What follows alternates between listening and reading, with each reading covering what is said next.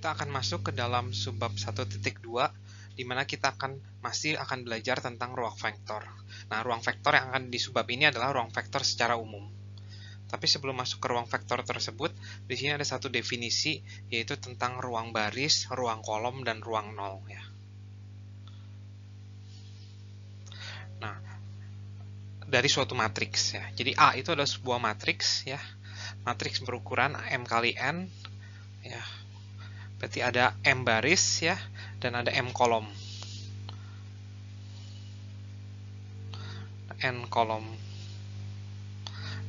Nah, ruang baris dari A itu adalah subruang dari Fn, dari lapangannya, atau Rn lah. Nah, jadi subruang dari Fn yang dibangun atau dispan atau direntang oleh vektor-vektor baris dari A gitu. Jadi misalkan ini ada row 1, row 2, sampai row ke M ya. Nah, berarti ruang baris dari A itu row A ya.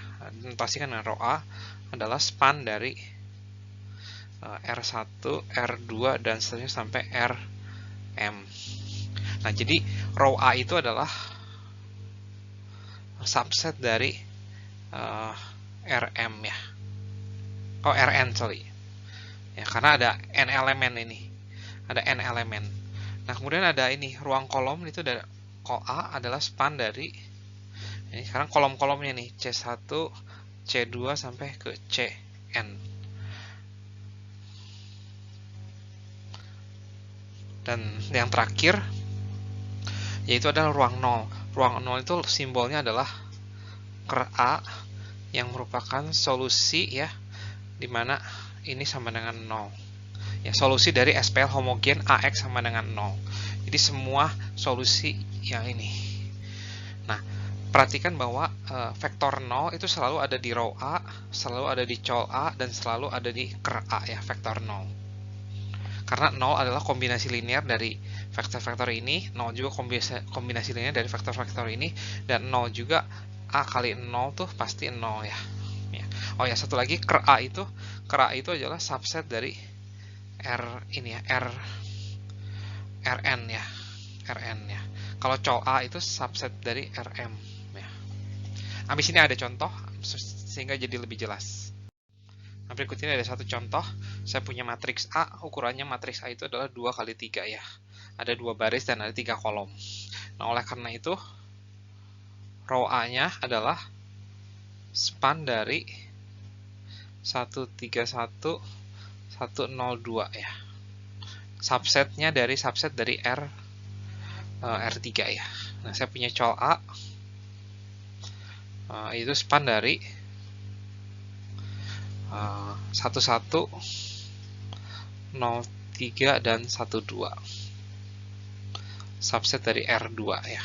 Dan yang terakhir saya punya ker A ya, ker A. Nah, ker A itu harus dicarinya sedikit lebih susah ya dibanding row A sama col A karena kita harus lakukan ini OPE. Eliminasi Gauss maksudnya.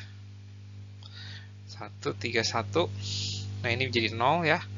0 kurang 3 itu min 3, 2 kurang ini 1. Nah, berarti saya punya 3 persamaan ya. Dan 2 persamaan ya. Dan 3 variabel. Oleh karena itu ada satu parameter, yaitu saya misalkan Z itu jadi parameternya, maka Y-nya jadi apa? Nah, di sini kan saya punya min 3Y plus Z sama dengan 0, berarti Y-nya itu adalah sepertiga T. Nah, X-nya apa? Berarti X ditambah 3Y ditambah Z sama dengan 0. X-nya adalah min Z atau min T, min 3Y. Berarti min T, min sepertiga Y, berarti min T juga. Berarti X-nya adalah min 2T ya. Nah, berarti ini adalah span dari, nah, X, Y, Z-nya adalah ini min 2T, sepertiga T, sama T ya. Nah, ini kalau T-nya saya keluarkan kan berarti min 2, 1 ya, T. Nah, ini kan dengan kata lain semua kombinasi linear dari ini ya. Berarti ini adalah min 2, sepertiga, sama 1. Ya. Nah, di sini perhatikan bahwa ini karena ada pecahan, kalau kita tidak suka pecahan, ini sama aja ya. Kita bisa kalikan 3 nih. Min 6, 1, 3 ya. Nah, ini adalah dua ruangan yang sama ya. Cuman bedanya yang satu ini yang ngebangunnya, yang satu lagi yang ini yang ngebangunnya. Tapi mereka adalah dua ruangan yang sama. Nah, berikut ini saya ada satu teorema. Nah, jadi saya punya dua buah matriks, matriks A dan matriks B. Ya. Nah, cuman matriks B itu adalah matriks yang didapat dari matriks A dengan melakukan eliminasi Gauss. Ya. Jadi matriks B itu adalah matriks yang didapat dari matriks A dengan melakukan eliminasi Gauss. Eliminasi Gauss, kalau Anda ingat, ada 3 buah operasi ya. Operasi pertama itu mengalihkan suatu baris dengan suatu konstan. Suatu baris dengan konstan ya. Nah, operasi yang kedua itu adalah ini, menukar baris. Baris 1 ditukar ke baris 2 misalkan. Dan operasi yang ketiga dari eliminasi Gauss itu adalah menambahkan kelipatan suatu baris ke baris yang lain. Nah, jika Anda lupa, Anda bisa lakukan eliminasi Gauss. Ingat-ingat eliminasi Gauss di contoh-contoh di video sebelumnya. Dan Anda akan menyadari bahwa eliminasi Gauss itu adalah 3 operasi ini. Nah, seandainya saya punya matriks B yang merupakan hasil eliminasi Gauss dari A, entah berapa kali operasi ya, entah berapa kali eliminasi Gauss. Nah, hasilnya itu adalah ruang baris dari B sama ruang baris dari A itu pasti sama. Gitu. Nah, itu adalah hasil yang pertama. Dan kemudian di hasil yang kedua dari teorema ini, misalkan di A itu ada kolom-kolom nih, ya, C1, C2 sama CR dan D. Dan di B juga ada kolom-kolom yang bersesuaian ya. Karena kita melakukan eliminasi Gauss, pasti kolom-kolomnya kan berubah. Makanya saya tulisnya C1 aksen, C2 aksen, CR aksen sama D aksen. Nah, di sini kesimpulannya itu adalah hasil dari teorema ini adalah, nah, jika si D itu adalah kombinasi linear dari si ini, maka si D aksen juga kombinasi linear dari ini gitu. Oke. Nah, tapi ruang kolom dari si A sama ruang kolom dari si B ini tuh totally different ya. Ini beda ruangan ya, beda ruangan. Tapi kalau kalau untuk ruang baris ini ruangan yang sama ya. Jadi ingat ini. Nah, berikut ini ada satu contoh.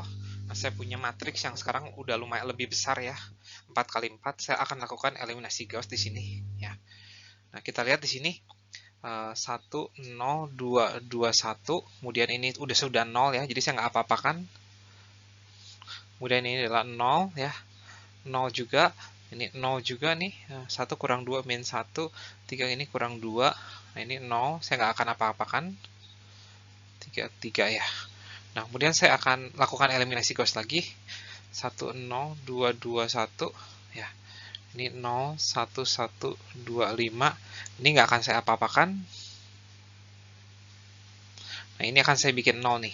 0, ini juga 0, 1, min 2. Nah, terakhir, saya akan lakukan eliminasi Gauss yang terakhir nih. 1, 0, 2, 2, 1, 0, 1, 1, 2, 5, 0, 0, 0, 1, min 2. Ini habis ya.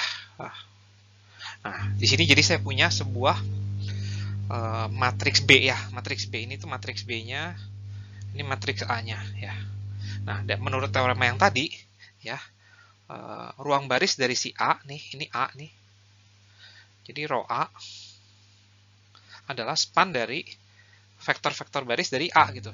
Tapi sekarang karena sudah disederhanakan, ya udah kita pakai yang ini aja nih. 1, 0, 2, 2, 1 gitu. 0, 1, 1, 2, 5 dan 0, 0, 0, 1 min 2. Nah, ini adalah ruang baris dari si A yang sama dengan ruang baris dari si B. Ya, semoga cukup jelas ya. Jadi ruang baris dari si A itu jangan pakai yang ininya yang masih 4. Kita pakai yang sudah sederhana, yang sudah minimal lah kesannya. Nah, kemudian kalau col dari si A ya, nah, itu kita bisa ambil dari kolom dari si B dengan memanfaatkan teorema yang tadi nih. Nah, kita lihat nih. Kolom ini sama kolom ini jelas bukan kombinasi linear dari yang satu dengan yang lain ya. Tapi kalau kita lihat kolom ketiga nih, nah kolom ketiga ini adalah kombinasi linear dari kolom ke-1 dan kolom kedua. Ya, karena ini kan dua kalinya kolom ke-1 dan satu kalinya kolom kedua terus dijumlahkan. Dan kita lihat juga kolom keempat nih ya. Ini adalah kombinasi linear dari kolom ke-1, kedua, dan keempat ya. Berarti vektor-vektor yang utamanya di ruang kolom si B itu adalah kolom ke-1, kolom kedua, sama kolom keempat gitu. Oleh karena itu, ini juga berlaku untuk si matriks si A.